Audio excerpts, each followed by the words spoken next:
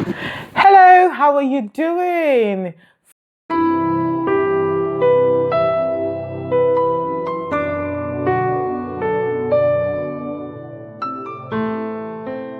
Thank you for joining me again for another episode of JH Sass. My name is Osasa Day22, and if you've been following me for the past weeks, and I have been sharing lessons from my latest book, 40 Lessons at 40.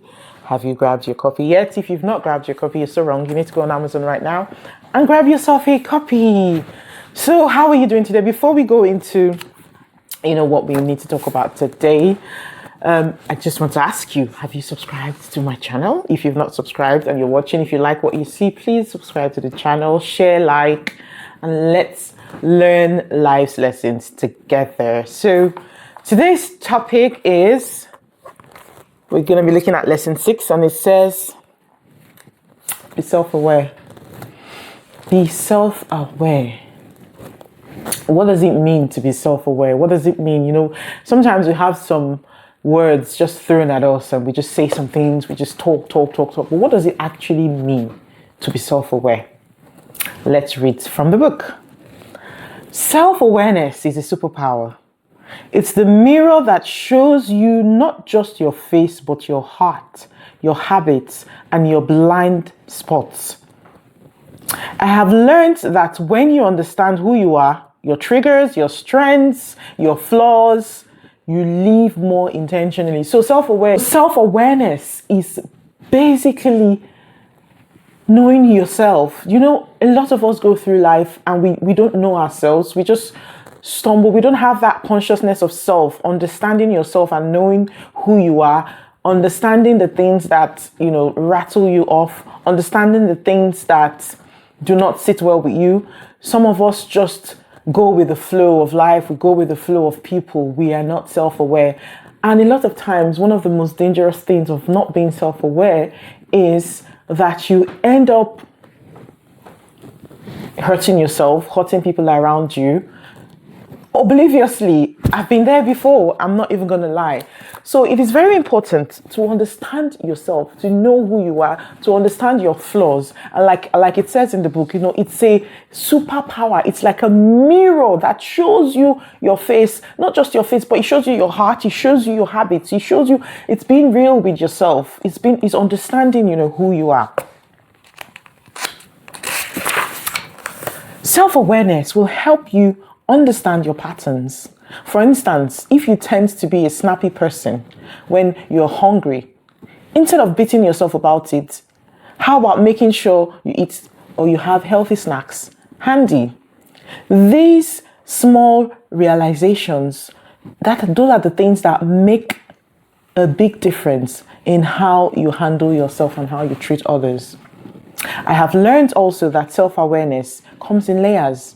Just when you think you know yourself completely, life throws you a curveball that reveals another aspect of your personality. And that's really true. And I also always liken this to, this faith walk that we go through. You cannot say that you are a patient person if you have not been put in a situation where your patience has been tested. You cannot say that you have love or you show love if you have not been put in a situation where you have had to, really, really show love. So yes, self-awareness is that, the more we go through life, the more we meet different people, the more we understand things about ourselves. Just like, a young couple, when you get married, they will not know the things that trigger you until you're married, or even as a parent and you're living with somebody and you begin to understand that, oh my goodness, I can't stand the dirty house. This person is always doing this. This person is always doing that. You now begin to, okay, maybe I need to be a bit more patient. Maybe I don't have a lot of patience. So self-awareness brings those things to fore in our lives. Being self-aware has also helped me to set boundaries. I used to feel guilty about saying no, but understanding my own limits has been liberating. Now, when I say no, I say it with confidence because I know what's best for my well-being. And that's one thing that we all also always get wrong, because we want to please people. And there's nothing wrong in pleasing people, but you find that you'll find yourself, you're so saturated, you're so worked up, you're so But when you have a clear head, when you're aware of your limitations, when you're aware of what you can take and what you cannot take, it's easier for you to politely say, oh, I'm really sorry, I apologize. At this time, this is not within my scope, or I don't have the capacity to do this, and then people begin to respect you, and you begin to have respect for yourself, and you're looking after yourself and your well-being. So it's also very important to know who you are, because again, self-awareness is about understanding your body, understanding, your thresholds. A lot of people, you see people doing different things. Maybe there's this person that's doing this, that, and you go, oh, I want to do this, but you don't have the capacity. And that's fine. You need to understand that we are all different people, even emotionally. There are a lot of things that some of us can take that other people cannot take. There's a lot of things that other people can take and we cannot take. And that's absolutely fine. It's knowing yourself, understanding the intricacies of the being that you are, and walking, in those lines.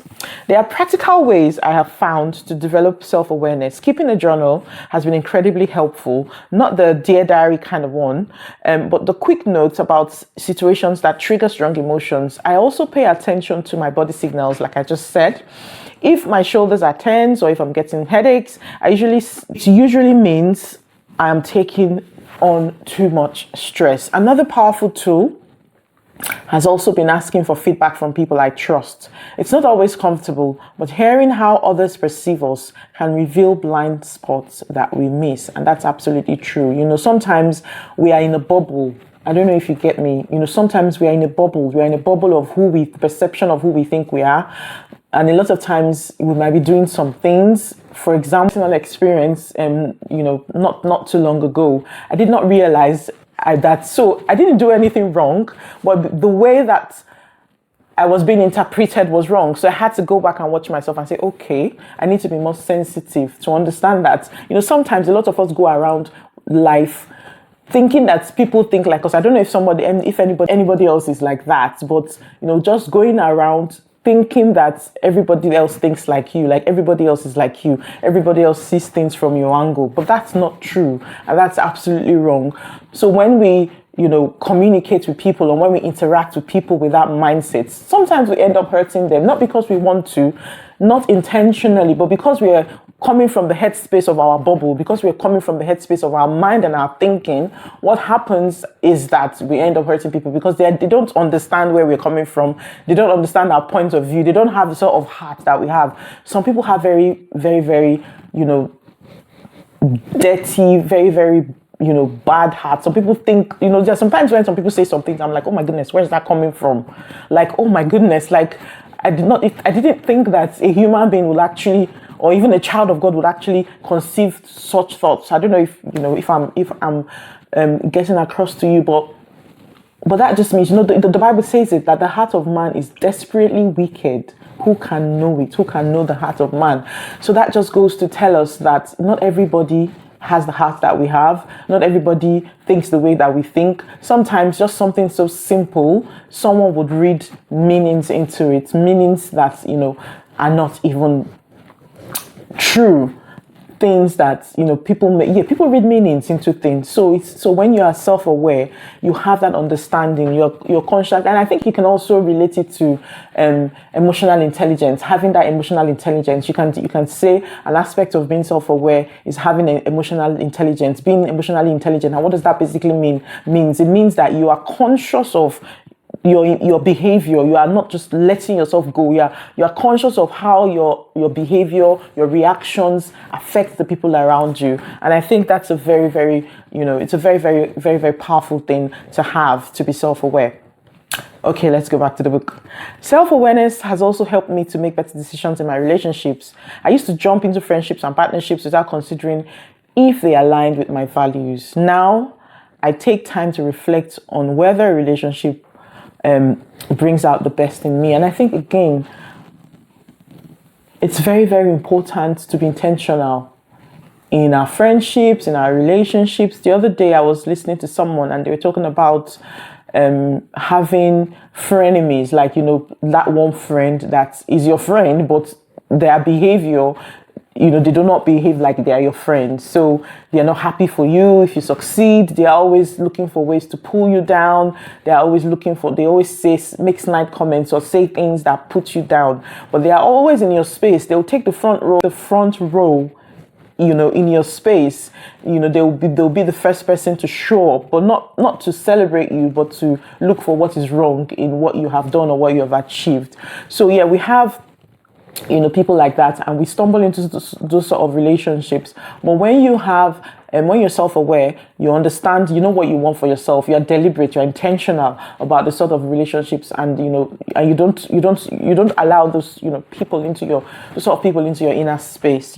One book I would recommend actually is titled Relational Intelligence. It's by Darius. I can't remember his last name now, but I'll look for the details. I'll put it in the caption of this video. But the book talks about is a pastor, and he gives details on how to be intentional about relationships, because the truth again is that every single one of us we all have a purpose on earth. God has called us to do one or two things for him on earth, and we cannot be wasting our time praying unnecessary prayers, being hurt by or putting ourselves in relationships that would end up wasting the time that God has earmarked for us to do great things for him.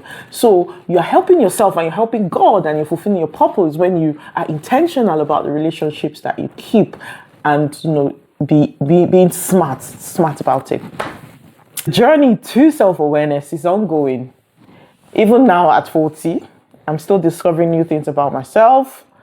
But that's the beauty of it. There's always more to learn, more ways to grow, more aspects of ourselves to understand and respect.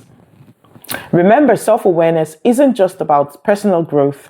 It's about becoming a better friend, a better colleague, a better partner, and a leader. When we understand ourselves better, we are more equipped to understand and empathize with other people. It's like having a superpower that not only transforms your life, but positively impacts everyone around you. I'm going to stop there for now. If you want to read more, go and get a copy of the book. I hope you've enjoyed this episode of JHSAS. Please make sure you join me for the next episode, where we'll be looking at, so today we looked at lesson 6. Next episode we'll be looking at lesson 7. Don't forget to like, share, and subscribe. Thank you so much for joining me. I hope this video blessed you. Till I come your way next time, God bless you. Bye.